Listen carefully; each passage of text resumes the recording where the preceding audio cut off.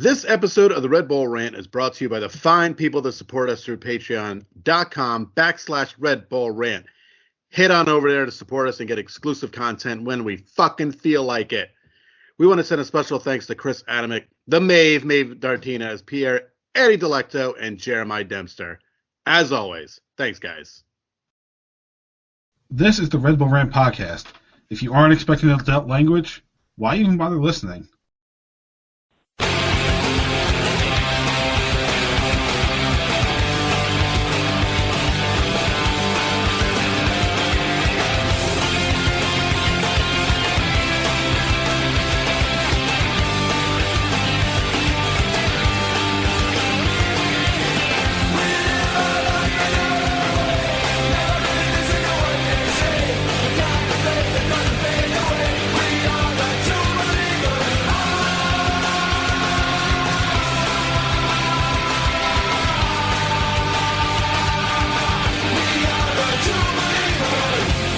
Welcome, my friends, to the show never ends. This is the Red Bull Rant podcast. I'm your host, Jason Iapicco.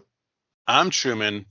I bet my laptop's going to crash. But hey, this is episode 448, just another season finale. I added the tech problem song to my quick buttons on the soundboard. Smart. I got to have it at the ready. Yeah. So, by the way, twice he had crashed so far just trying to get this recording going. So. I think it's 4. Oh, 3? Well, twice that I've seen. So, well, it crashed before I can even log back in, so I count that as another time. Okay, so we'll call 4. We'll call 2 on the call, 2 outside the call. Yeah. All right, so Red Bull's season is officially over. Technically, 2 weeks ago at this point. Honestly, neither of us felt like recording last week. So, which is a good idea because there's so much more stuff to talk about now. Yeah, it actually just helped us out. Yeah. Red Bulls lost their second game against FC Cincinnati, 1-1 after 90 minutes, but lost 8-9 on penalty kicks. Let's get into the tweets. Do you have those ready to go? I know as of today when we're recording this, there's a shit ton of tweets that we got notifications for, but I don't know if you have that far back. I'll just read the game ones. Yeah. Right after the game. Our friend Eddie said, fuck Cincinnati, and I hope one of their players get clocked. Fucking scumbags. He was a little upset. Our good friend Anthony said the referee had no control, terrible officiating. Was Cincinnati playing for a shootout most of the game? When Reyes was up for the PK, I almost turned my back to it, didn't want to watch, figuring he'd miss. Oops. All said, with the injuries they had, this team overachieved. Steven Santos with the classic, that's so Metro. Adam from Earth said, I've been hurt before, but this time actually it's just like every other time. See, it's nothing different. And then our friend Ruchesco said, swear I've now seen Red Bull lose more shootouts than England's men's team. Weird thought. Fair result. Honestly, wouldn't have minded Cincinnati scoring on that Luquinhas dude, where's my foul play? Bollocks to that jumped up TAM player. Tam indeed. So I don't think it was a fair result, first off. I think the Red Bulls should have won 3-1 in regulation based off the fact that there were 2 penalty kicks we were not given. So they announced an award for the MLS Referee of the Year. Do you want to guess who got it? The guy who reffed that game? Victor Rivas, yep. Didn't call 2 penalty kicks. Weirdly, apparently just decided that penalty kicks were going to take place on the south end side of the field because apparently he never flipped. That was never a choice for Cincinnati, from what I can tell. I heard it was decided before the game starts, apparently. I mean, I guess it's a good thing. I didn't realize we're doing that now, but I guess they want the hardcore supporters groups in the picture. It's gotta be what it is. Also, that usually in that situation they see it on the supporters' end. Yeah. He could not handle Matt Miazga. I don't know what the hell Miazga was doing in that game, honestly, but I'm honestly surprised there weren't more yells handed out for mass confrontations from Cincinnati, who, by the way, for every call that they get, still crowded the referee and demanded more. Like, I understand that teams do that, so Cincinnati's not alone, but I feel like they did it more than almost every other team that I've seen in recent history. It was weird. Yeah. Yeah. Well, I don't know. What do you expect? Um, well, so, fuck it. I was not even bothered with license. Like, let's just talk general thoughts on the game. So those are my general thoughts, except for the fact that, like, once again, we can't, score more than one fucking goal in the run of play. Right. Which Yeah. maybe next year will be different. Who knows? I think, did we say the week before this game happened that losing in penalty kicks wouldn't be the worst thing? You said that, yes. The problem was it was the worst thing because how we lost. And that Carnell made 2 saves and we could not put them away twice. Yeah. That, I mean, Tolkien, the hero, can't score to close it out. That's when you knew. I put that on the commentator curse. Because when he was stepping up, the way that he was pumping Tolkien up, I'm like, God damn it. Like, although, come on, when Reyes stepped up, you knew we were not winning that, right? Oh yeah, 100%. Although I wish it got to the goalkeepers. That would have been kind of cool. Yeah, but I mean, they had a shot to at least get one more game, and they blew it twice. Why can't you just lose normally in penalties if you're going to lose? Just get it over with early. Just go out in the fire. Might as well, right?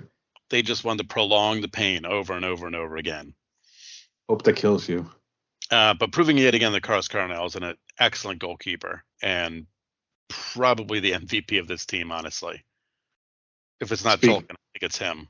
Speaking of Cornell, he just got a shutout in CONMEBOL qualifying. So, I think he's doing pretty good.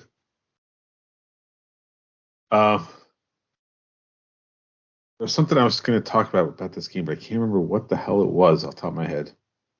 I'm sure I'll think of it. But yeah, this is just a weird game.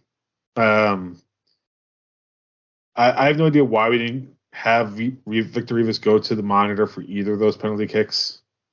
I don't know how bringing your arm down from an unnatural position doesn't make you bigger on a handball, which I'm pretty sure we got penalized for week 1 of the season. So, I remember what I was going to say is I don't think that I think the goal for Cincinnati should have at least went to a review because I'm pretty sure that the free kick that we had was illegally stopped within 10 yards. Not 100% sure because it's hard to tell with those lines, but I felt like he was within 10 yards. I also think that's one of the free kicks I've ever seen. Yeah, and that's the other thing is, if you're taking that free kick, right, you make sure that shit gets to the box. You don't even let it get blocked. Right. That was just, oh God, that was terrible. Yeah. Terrible. Oh, okay. Now I remember what I was going to talk about. Don't throw shit on the field, whoever you are. Yep, that too. I hate that. Hate it. We've said it before. Drew and I were both at the last game that was played in RFK Stadium.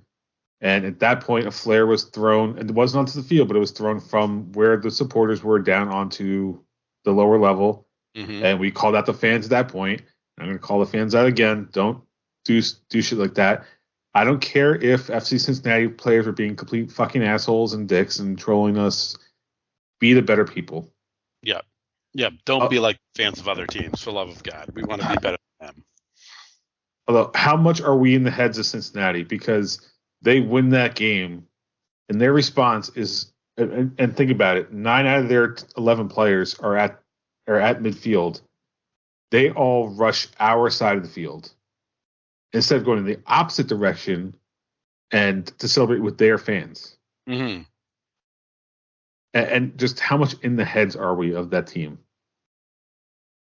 Yeah, I don't know. It's weird. I don't know what they have against us, but they're still salty that we beat them in one game in their building.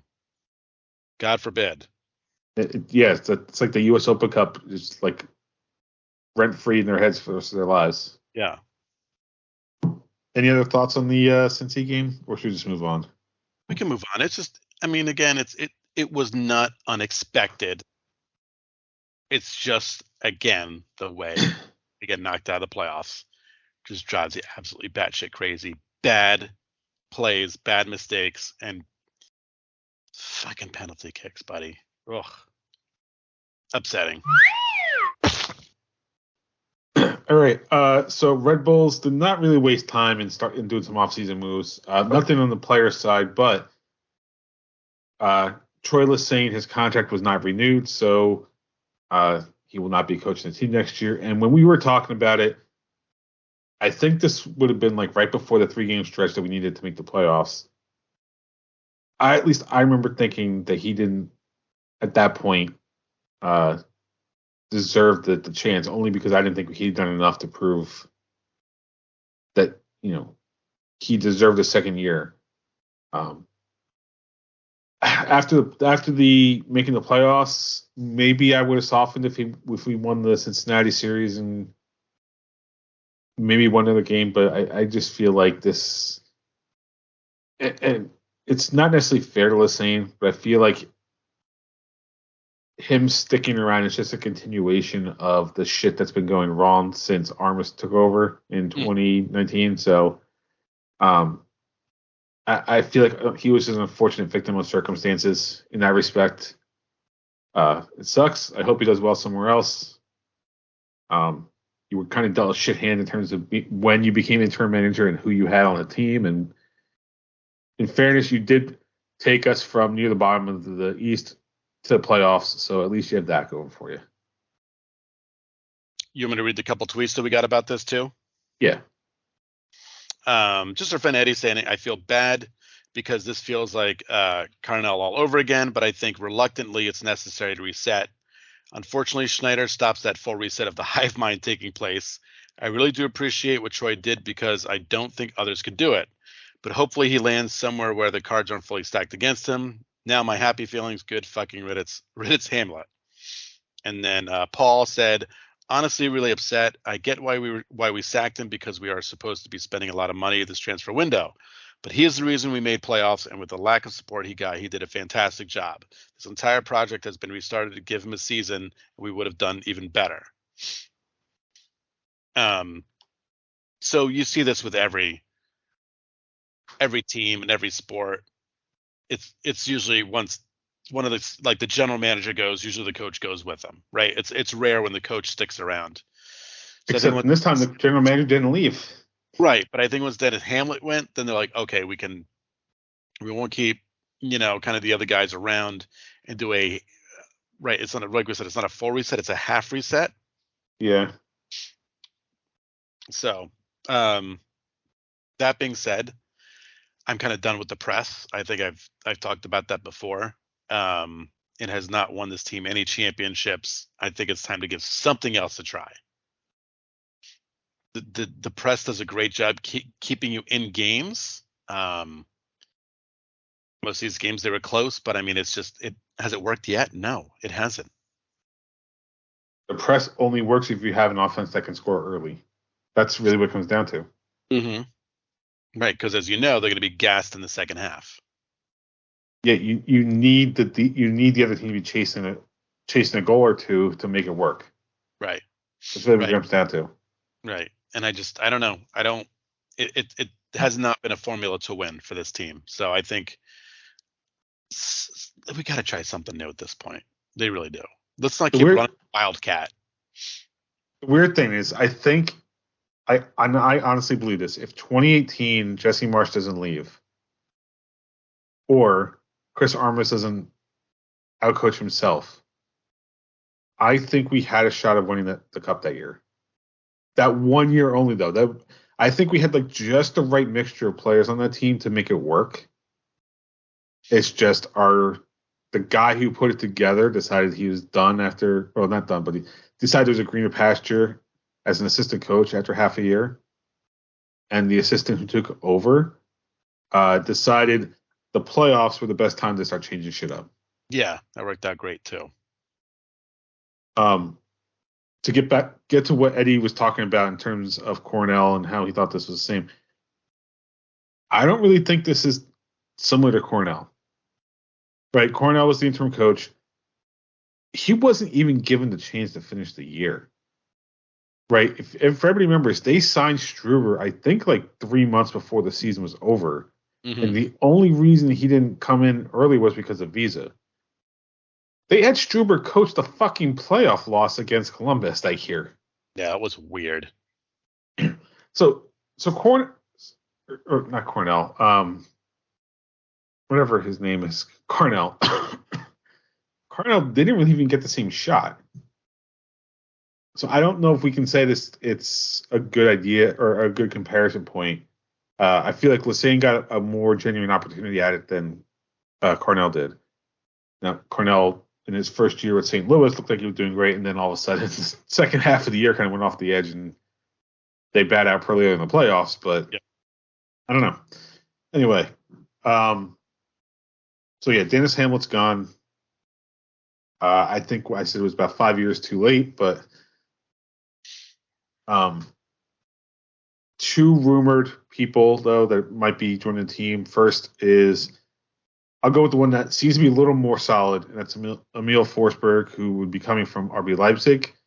Forward, he's been, in terms of Leipzig, on a downward trend. I think he's 32 at this point. So, him leaving Leipzig is not a surprise. Him coming to to New York, though, would be kind of a surprise. Because a 32-year-old player goes against what we've been doing ever since March took over, which is get younger and younger every year. Right.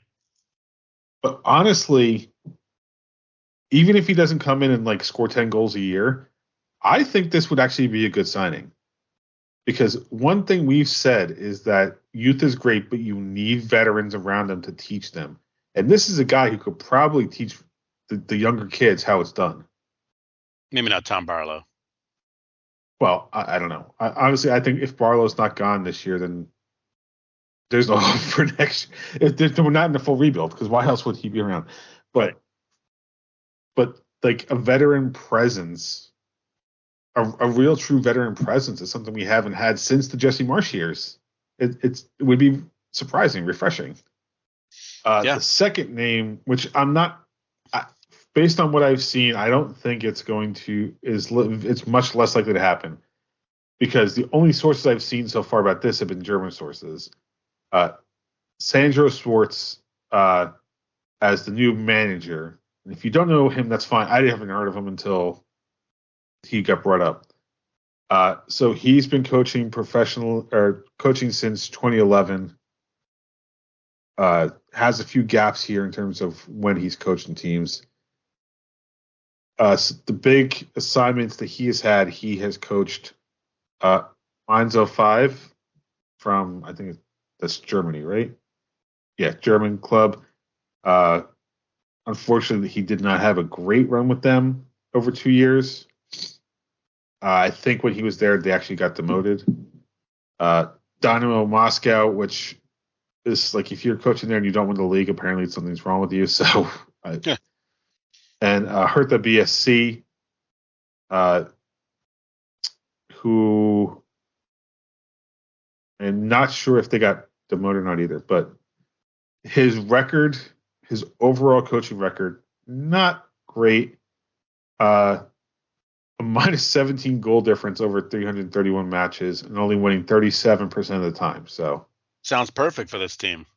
I mean, for us, yes, but in terms of someone that would be actually useful, I don't know. We'll see.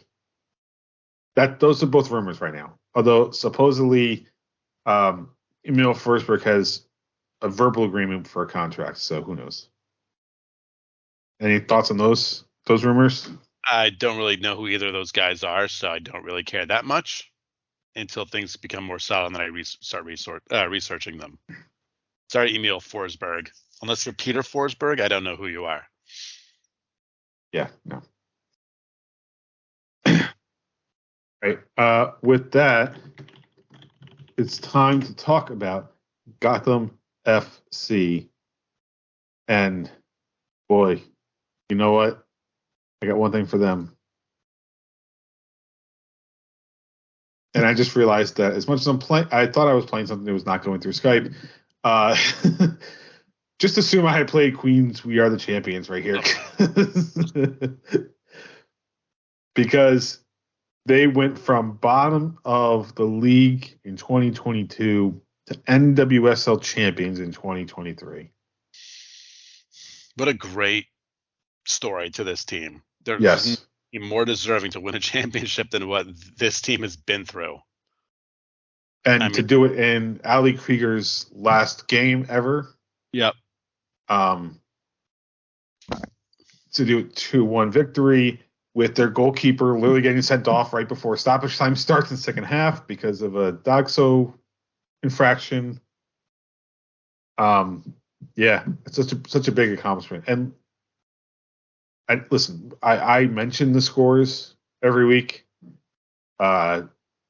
I don't really watch them on a regular basis. I don't know if you do or not.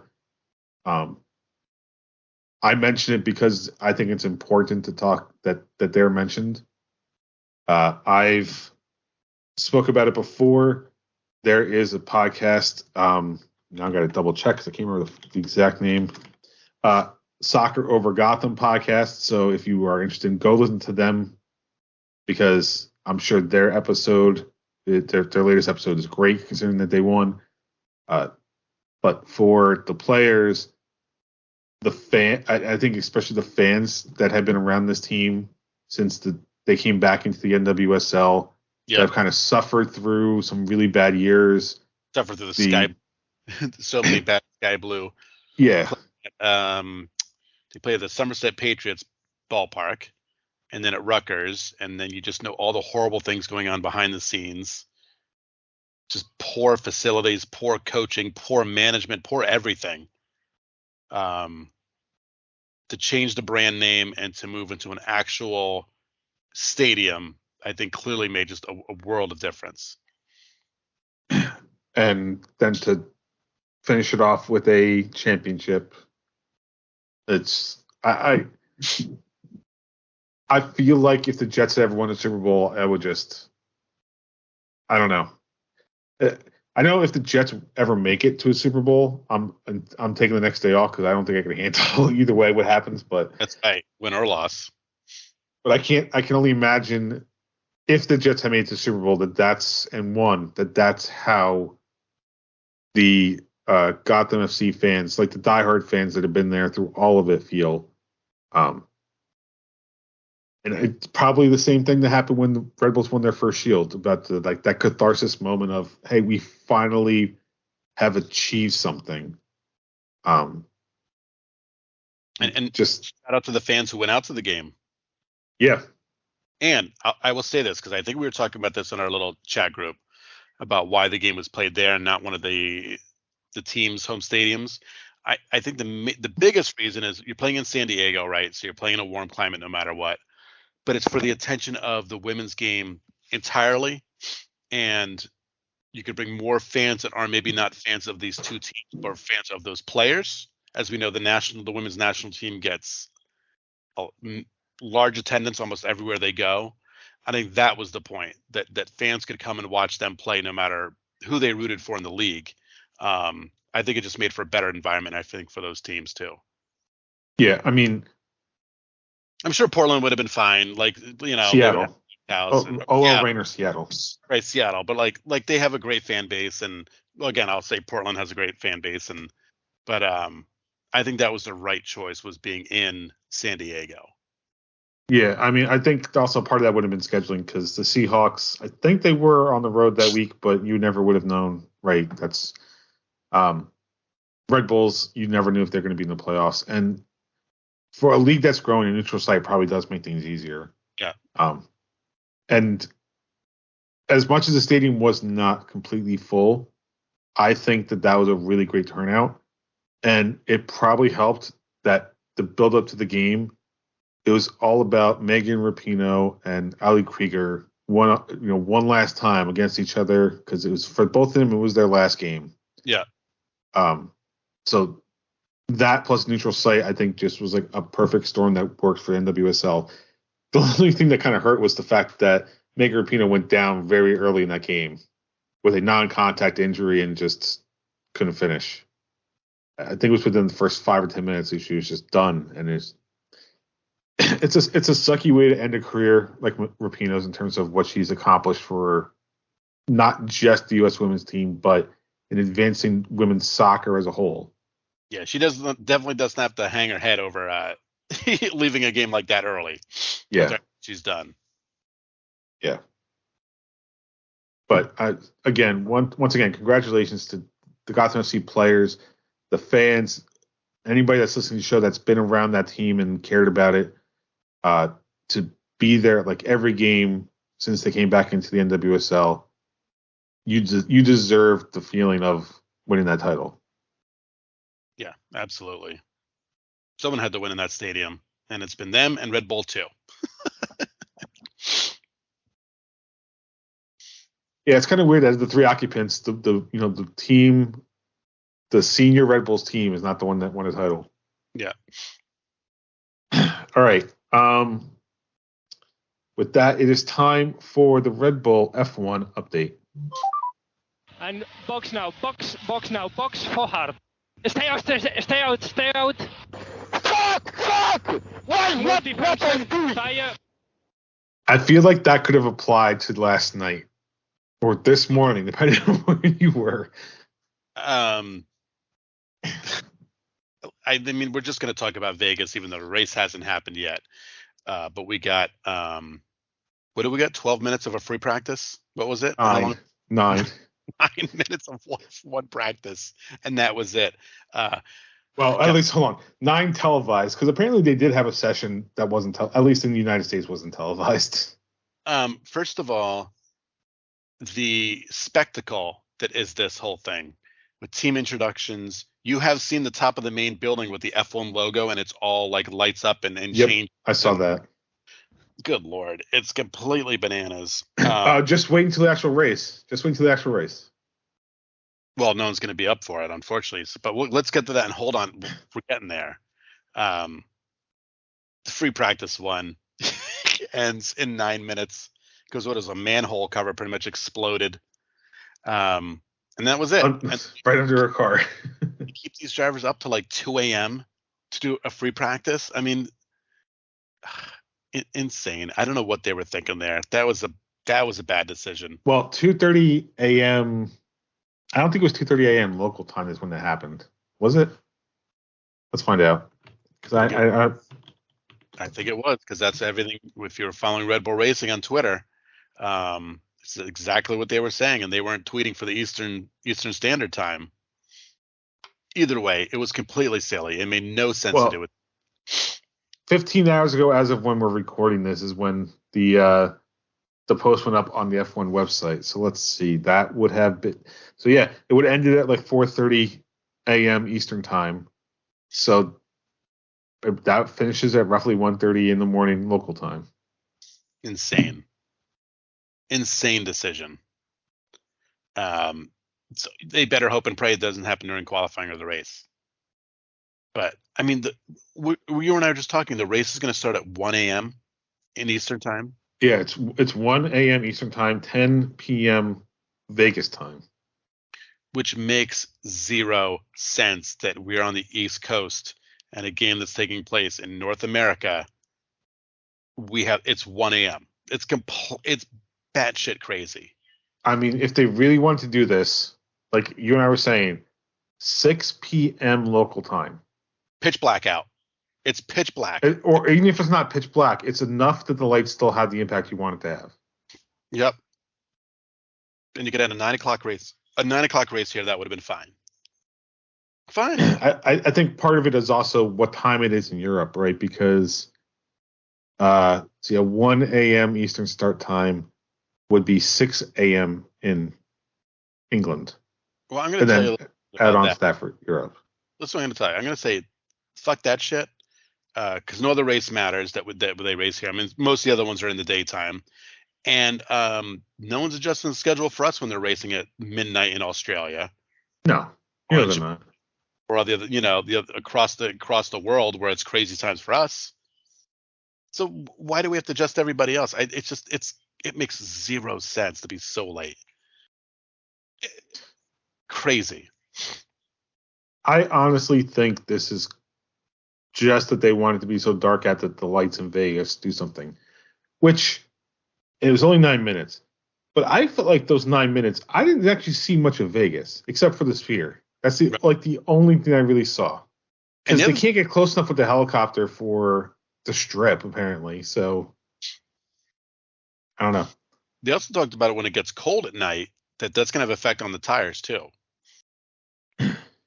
So well, they said something about it getting down to like possibly like 6 degrees Celsius, like 42 Fahrenheit during the actual race.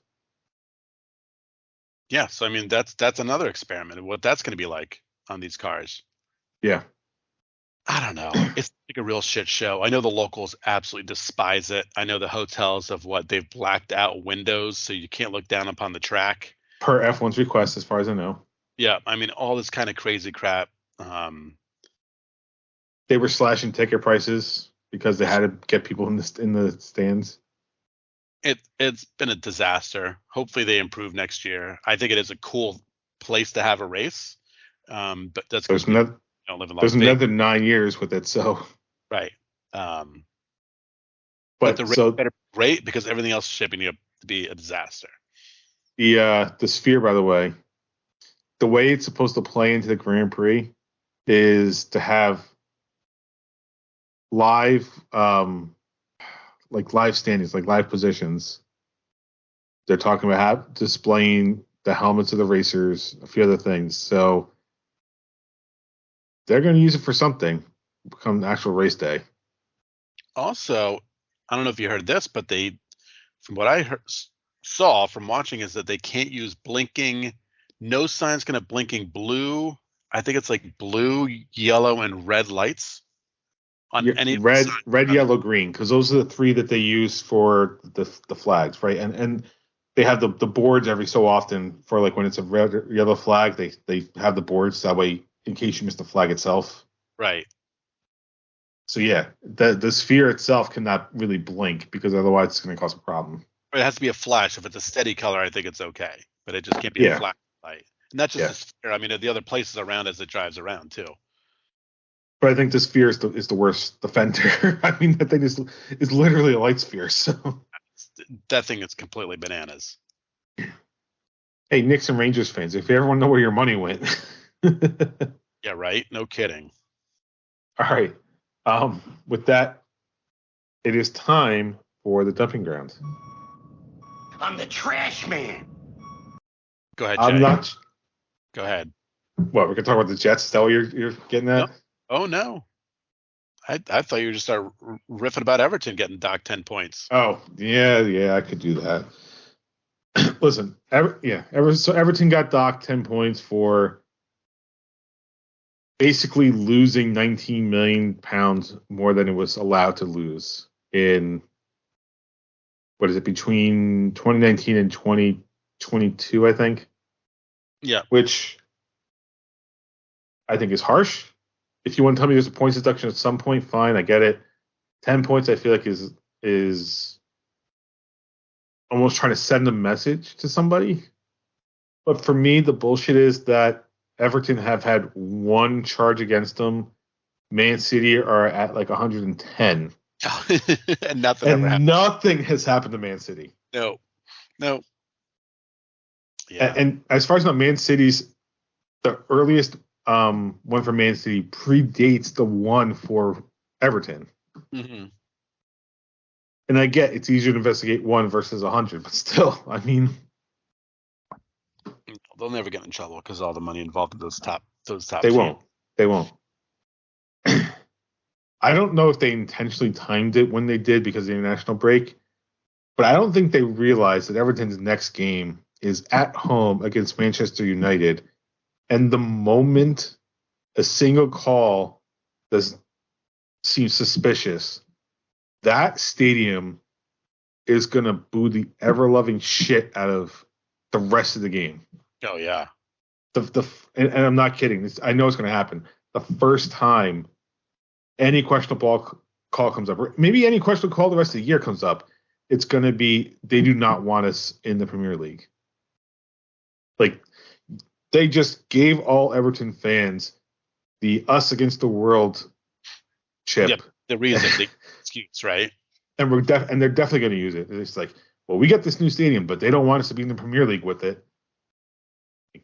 Hey, we're finally doing better, but they don't want us in the Premier League. Like, they basically just built-in guaranteed bitching from the Everton fan base. Yeah. And you know what? Actually, it might make things easier for Everton because not the players can just say, fuck this shit. Like, if we get relegated, the fans know it's not our fault because we did what we had to do earlier in the year. Yep. I'm going to make a prediction. I still don't think they get relegated. I don't think so because they're 2 points away from safety even after the deduction. So they'll get a couple wins in there. They'll jump up. They'll be fine. Yeah. Can we? I'm going to say if they manage to beat Manchester United, I feel like that place is going to be like one step below when they saved their season 2 years ago. Yeah. Yeah. I want to talk about this season of Welcome to Wrexham. Did you watch? I have not watched any of it yet. Okay, I'm not going to spoil it. But you can. I mean, we all know what happens. So. They get promoted. Yes. But I think what I really loved about this season is that they really covered more on not just the team, but the town, the fans, family members of players. The focus was like spread around everything. History of the mining disaster that took place. They really covered so much, and I think that made this season better. They covered the women's team, really tons and tons of topics. And then when they put it together in the season finale with them getting promoted, it tied together really well.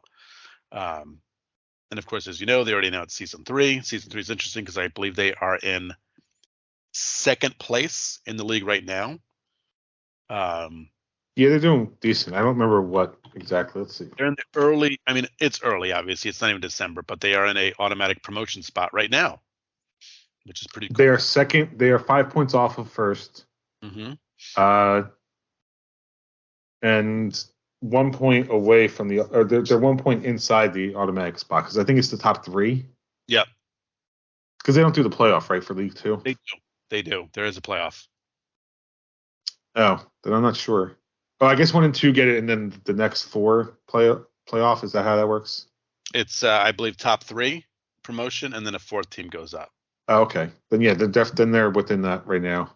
Yeah, but I think that's pretty cool. So if we go to Sky Bet League 2, yep, top 3 promotion, and then 4 through 7 is promotion playoffs. So there you go. So 4 teams go up. But yeah, if you haven't watched it yet and you love soccer, you should definitely be watching it. It's absolutely fascinating behind the scenes stuff. That it's not just 2 rich people coming and buying a club and that's it. You know, the investment they put into the team and the town, it's really cool. All right. Anything else for dumping grounds? No, I think that's it. We don't have to talk about the Jets. We know they stink. Yeah, and they're losing to the Bills this week. So yeah. Do you want to do terrible team of the week? Do you want to do one last one for 23? I got one. It took me about 5 seconds to find. Sorry. I just remembered something real quick before we go to terrible team of the week.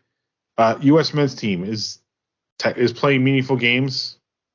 They played Trinidad and Tobago last night, won 3-0, but all 3 goals came inside the 80th minute or later. Yep. And they were up a man since the 30th. So why the fuck did it take 50 minutes to score a goal? None of Twitter could explain that to you, unfortunately. I didn't really watch the game, so I have no idea. But how do you be up a goal, or just for that matter, play Trinidad and Tobago for 80 minutes and not score a goal? Yeah. Also, Herculez Gomez got butt hurt because a player scores and does a backflip in a celebration, so he didn't like that. Oh, God forbid. Yeah, God forbid someone celebrates a goal. All right, sorry. With that, it's time for Truman's terrible team of the week. That's terrible. All right, you ready for this? World Cup qualifications in Africa. Ivory Coast beat, I don't even know what this country is, but it's called Seychelles. 9-0. That seems about right. 9-0. Yeah, I mean, Ivory Coast is a damn good team anyway. Let's see. Goals in the 20th, 24th, 36th, 40th, 60th. 77th, 84, 90th, 2 goals in the 90th. Yeah, they did all right for themselves. So there you go. Seychelles. Seychelles Islands kind of thing. Can What do I you think actually copy this? I'm trying to copy the name of Seychelles and it won't let. No, if I do from here. No. I don't know why it won't let me copy. Oh yeah, it's the Seychelles Islands. Mm-hmm. The 115 islands in the Indian Ocean off of East Africa.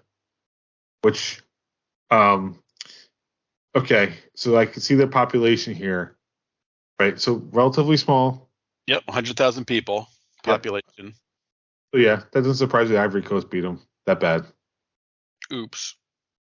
I mean, come on. If Ivory Coast didn't beat them, like nothing. I know they're doing something wrong. I bet it's like why. It's like why did the U.S. only win by 3 last night? I bet they have a great stadium though. It's on an island, so it's got to be pretty cool. Let's see where it is. Okay, stadium. The home stadium is called Stade Lente. Unfortunately, it's a multi-use stadium. Oh, so it probably has a track around it. Well, let's see. Oh, it's not that exciting. You just found on Google Maps? Yeah, I just found pictures of it. Not that great. Oh, there's a track. There's a big old track. I mean, it makes sense. Yeah. It's like a high school football field. That's what it kind of looks like. I expected more from you, Seychelles. Well, looking from the pictures, it looks like the soccer field's actually in decent shape. Yeah. So yeah. Really digging deep into this terrible team of the week right here. Dig deep into this. I want a book report next week. This reminds me of last year when we decided we were going to try to pick it was like 4th or 5th division English teams and start following them for a while. Submarine. I need to pick that up again. Get back on that train. Yeah, they're in the middle of their season here. Yep. All right. Anything else for this episode?